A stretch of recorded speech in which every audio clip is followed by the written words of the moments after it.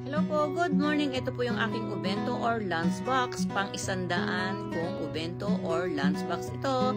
Ayan po ang aking mga ingredients. Meron po akong sibuyas, giniling, shiitake, itlog at sausage. Tatanggalin lang po natin yung tangkay at bubudbudan natin ang cornstarch para maidikit po dyan yung gagawin nating burger. Ayan, halo-haloin lang po natin. Kukuha po tayo ng bilog at isasaksak natin dyan sa shiitake para maging burger na siya. Ayan na po ang aking nagawa. Piprito po natin siya at hindi tayo maglalagay ng mantika. Ayan, istim-istim lang po natin siya. At ito na po ang kanyang kinalabasan. Ito po yung sibuyas. Tatadalin po natin na maliliit at ilalagay natin sa itlog. At kukuha po ako sa aking tanim at hiwain ko rin po siya ng maliliit.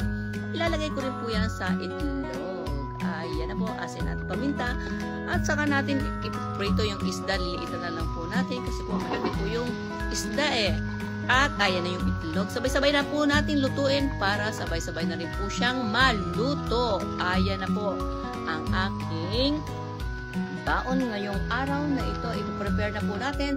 Jaran! Luto na po siya lahat. Ayan na po. Sa mga papasok, yotsuke kudasai, iterashaimase.